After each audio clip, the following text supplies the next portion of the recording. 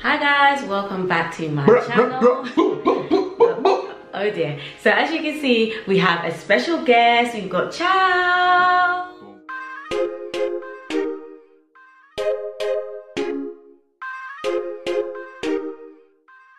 So as you can see, we have Charles again, guys. Like, I'm so blessed to have him back in my channel. And today's subject is going to be, do Christian men have game? Do we have game?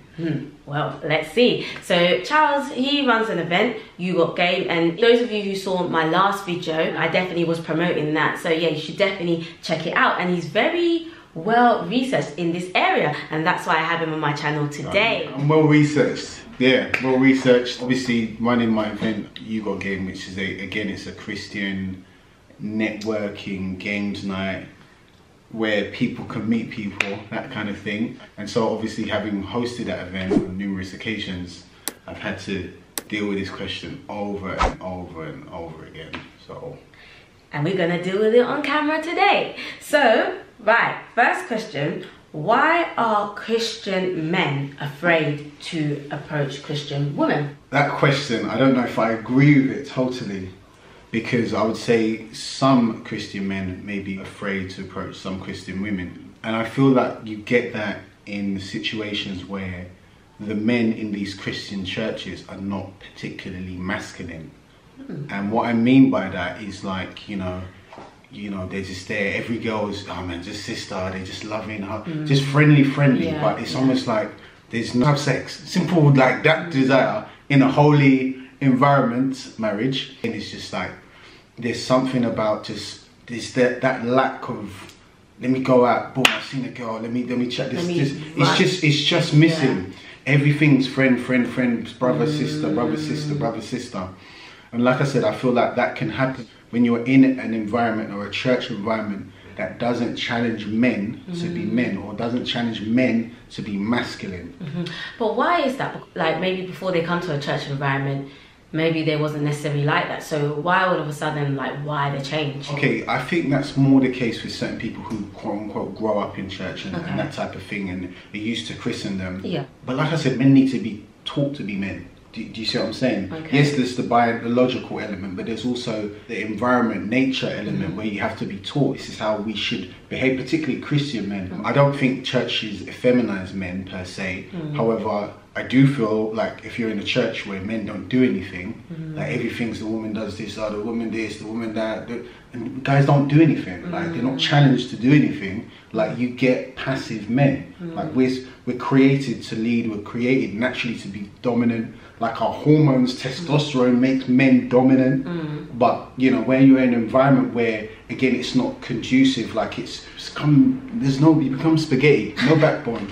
But what's interesting is that sometimes when you find guys who've come from the world, you know, guys that were out there, you know, moving to girls, like, they just know how to do it. They just go for it. Yeah. But then again, I feel like there's a different motivation with those type of guys, but we'll come into that in the next couple of questions. Wow, that's interesting, because really and truly, a woman would want a guy to just pursue her, not to do this whole kind of passive kind of behavior, brother, sister, whatever. It's like, if you want me, come and get me. And I know what women want. Cool. Go and get it if you want it. Why are Christian men struggling in their game? Some Christian men. Okay. The dynamics, and this is Christian men, non-Christian men. Sometimes women underplay the dynamics of actually talking to a woman. Like, sometimes it's not an easy thing, to be perfectly honest. So, you know, if you're in an environment, let's say you're in a social environment, you know, you're at a Bible study, and you don't know, and then you see Sister Lizzie. Hey, she's so sweet, she's so tender and succulent. You see her and you're like, oh no, she's lovely. But then you're there, and the whole night she's just there with her girls. Okay. So let's say Sister Lizzie's there, and then there's 4 other girls. Okay. And it's kind of like, you're there and you're thinking, oh, you're like, man, I want to chat to her. But she's just with her girls, and it's kind of like, how do you go into that conversation? You know what I mean? Because it's the fear of rejection. True, but why can't you go to her, even if she's with her friends, why can't you go to her and be like, oh, hi, you greet the friends, you greet her, and you be like, do you mind if I speak to you privately? Guys can, why not? guys can do that, and guys do that, but I'm just trying to paint the scenario why it can be difficult sometimes. Sometimes guys are just waiting for a green light. That's, do you know what it is? Because I remember a girl came to my event, pretty girl, and she said, yeah, guys were just looking, but they never chatted to me. And yeah, the guys did look. I remember speaking to one guy, and he said, yeah, and he asked about that girl. Yeah. And he said that she didn't look approachable. Oh. He said, because everybody had come to the event, come to my event, people were dressed up. Yeah. She's come casual as hell. Nice casual, don't get me wrong. Like, you know, she's wearing Alexander McQueen's, but she's just wearing a tracksuit. Yeah. And he's saying that the vibe that gave off was like, I'm just here to have fun. I've got a man. I'm not really looking for anyone. Wow. That's what he was. And he's not the type of guy that's scared to talk to women. Okay. You know, in fact, he's engaged at the moment. He's just waiting for just a smile. Just a simple thing like a smile will give the guy the confidence to know, okay, this girl, she's feeling my ginger. You know, just a simple smile. And even a girl was telling me something about eye contact. Okay. You know, so.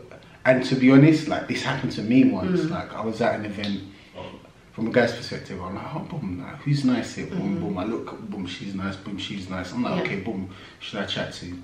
And I'm looking, and I remember this girl, nice little girl. She looked, and then she just stared. She stared for 5 seconds, smiled. That was enough for me. That was enough. That was just enough for me. And I went in for the kill. It was easy because it was kind of like she gave me a green light. And so this is what I'm saying. Sometimes women need to be mindful of how they look. It's easier said than done sometimes because some people have a resting bee face, you know, resting angry face.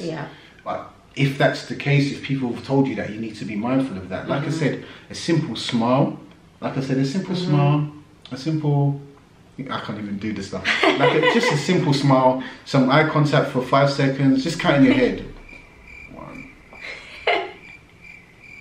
Boom, that's all you need. Alright. Where it makes it difficult. So again, let's say you're in an event, you're with your girls now. All your girls are pretty. You see what I'm saying? So the guy's there, he's looking and he's thinking like, because he doesn't know you. At the moment, this is all based on looks. He doesn't know you. Yeah. So he's there and he's thinking, oh, boom, like, oh, which one should I go for? Like, this one's nice, oh, this one's nice. Assuming they're all Christian girls, saved, blood washed, all of that stuff. Which one should I go for? And then again, he's looking for some signal, he's looking for some green lights. Again, this is not an actual sight sometimes. Maybe it's not a green light. Maybe she just smiles a lot. But he's gone and he started to chat to her. Yeah. She's not on it.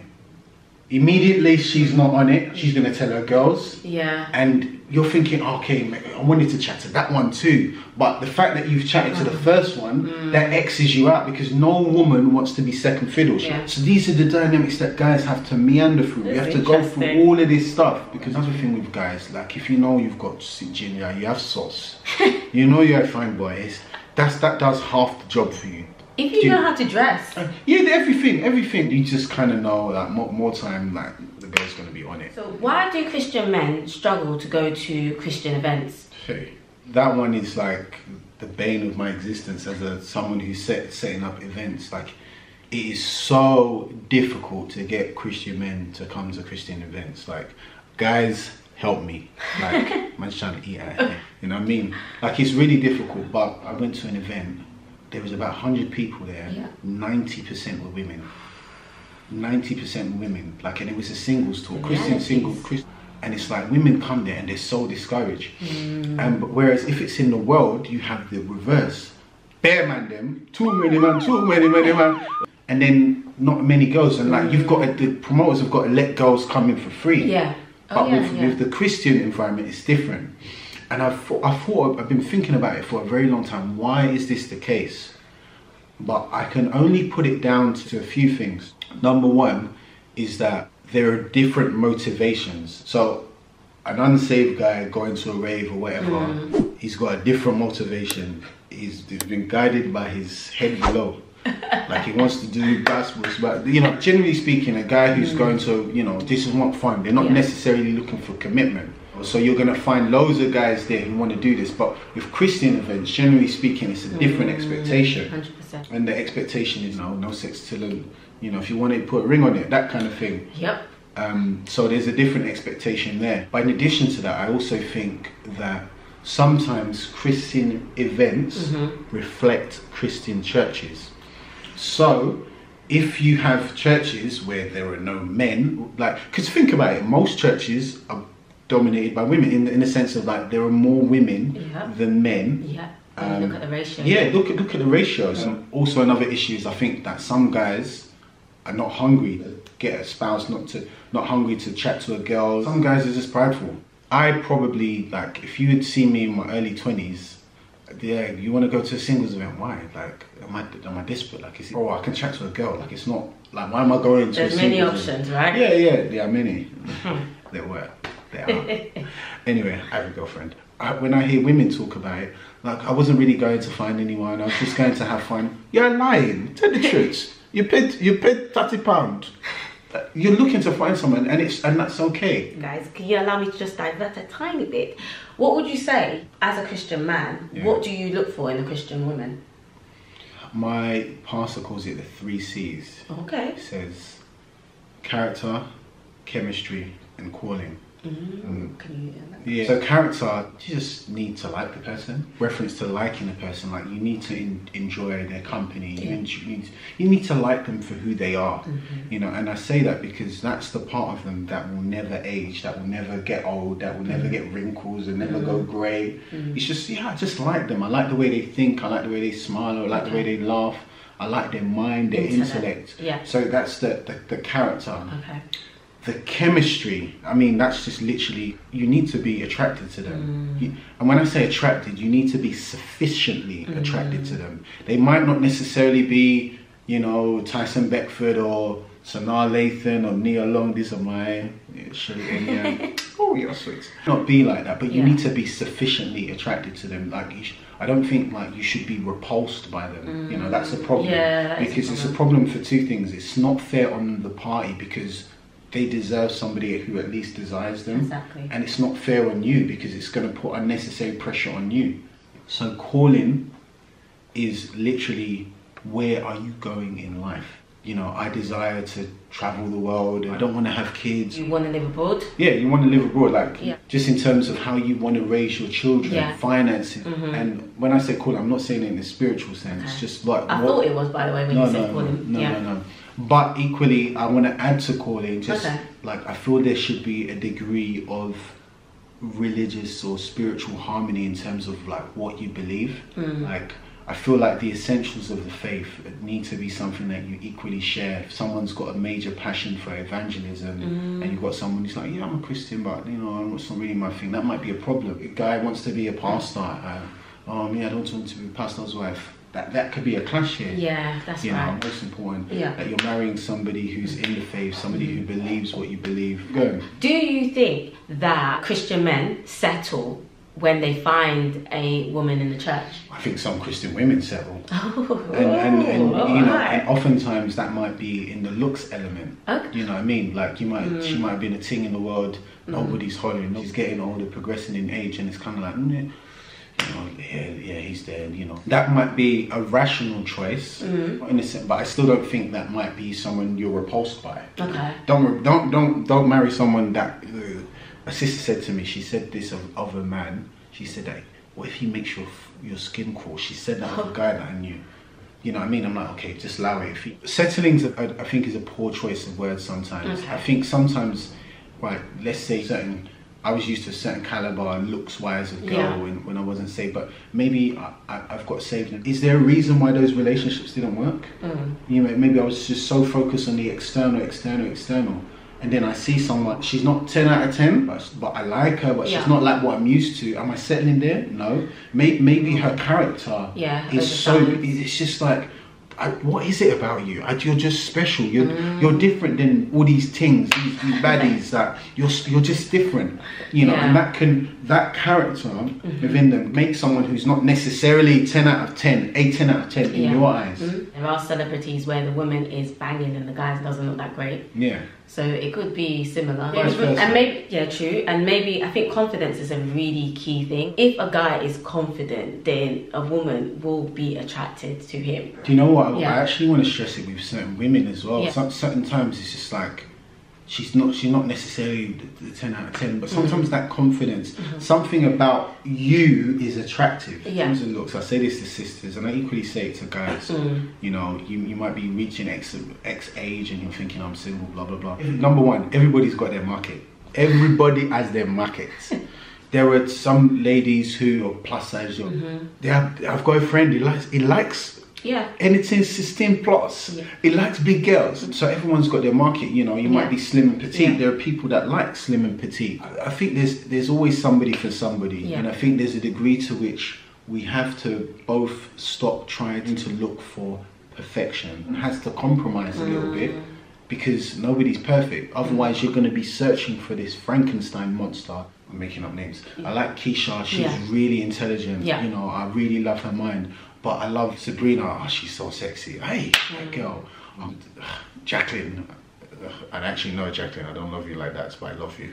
Yeah, but she's so nurturing, she's so caring, she's so warm.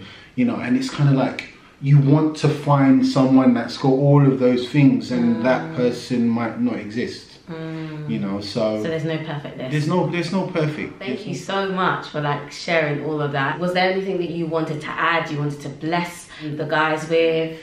Guys, girls, you know, if you're getting on, quote unquote, like, you got to run your own race, man. Don't let anybody put unnecessary pressure on you to do something that you regret. But equally, sometimes humble yourself. You know, some people like go on a dating app. Oh, I'm waiting for a brother to come to my church. You wait there until you turn whatever age. You know, go on a dating app. Put yourself out there. Like, you know, there's no shame in your desire to want to settle down. Please don't ever be ashamed by that. Like if you want someone, it's a natural desire. You know, so like I said, go on a dating app, preferably a Christian one. You're there, we're all in the same boat. We all know, we're on this because we want to find someone. So there's that element. There's also another thing, try to be the best you. And what I mean by that is, all right, whilst you're single, you know, try to take care of yourself. Although I said, everybody has their markets. You can be big, people like big. You can be skinny, people like skinny. But be the best for you. Like, for instance, I know I put on some pounds. My belly was looking like I was pregnant. You know, I decided, okay, boom, let me try and lose some weight. And it definitely helped me in terms of the ladies. It was helping, you know, you do your hair. Guys, shape up your beard. You know what I mean? Be the best you. I think one thing as well that I wanted to add is that investment, like you're saying the best you, but also investing in you. Like, if you know that there are a lot of things that you're still working on, and then you enter into a relationship and all of those things creep out, it's best to just take care of you first. If there's anything that you're struggling with, obviously we're not perfect, but take care of you first, love yourself first, and then enter a relationship. That's actually a really good point. Taking time to take inventory of yourself. Like, who are you? Like, you know, okay, I was in a relationship before, the relationship didn't work out. Maybe I did something wrong here. Was there something that I did that potentially affected this relationship? Because a lot of times people get into relationships and they have blinkers on because they think that the problem was the other person, not necessarily taking time to think about, maybe I did something here. Maybe I was a bit rude. I wasn't caring. I wasn't loving. You know, maybe that's the reason why. Shooting your shot, particularly for women. I just want to add this little bit. Generally speaking, I think men should pursue women. I think it should be guys who initiate things, guys who take women out. You have to pay, don't be a waste man. Like, sisters, sometimes like I said, shooting your shot could be a smile. Shooting your shot could be like saying hello. I don't think there's anything unladylike with seeing her go, oh, hello, how are you? Just sister told me one time. She was in an event. She saw a guy that she liked. She said that it was hot and stuffy in the room, but it was in February because it was cold outside. So she was saying that they had to keep the door slightly ajar, slightly open, so it can cool down. But if you open it too much, it will be too cold. She said she saw a guy, and she said, "Oh, is the door closed or is the door open?" It was just a trick. just to initiate conversation. Oh wow, okay. She said that she did it intentionally so that he can start chatting to her. Okay. Eventually did start chatting. I think she said he ended up becoming her boyfriend. But it's just, if for instance he said, oh nah, yeah, I think the door's okay, like I'm not gonna open it, it's cool, she would have left with some dignity. Did I try to move to you? Did I do anything? No. You have to be wise and sharp and strategic. That's my little bit. Oh my gosh, wasn't this great? It was Charles, fantastic. It was fantastic. You were just dropping, as in, guys, make sure you comment below. Like, we want to hear from you. We want to hear what your stance is, what your view is. Do you think that Christian men have game, and vice versa, man? Do you think Christian women have game too? Why not? So you check out You Got Game. I've got the details of game below. Make sure you like, make sure you comment, make sure you subscribe, and make sure you support a brother and a sister. Until next time. Boom. Peace and love.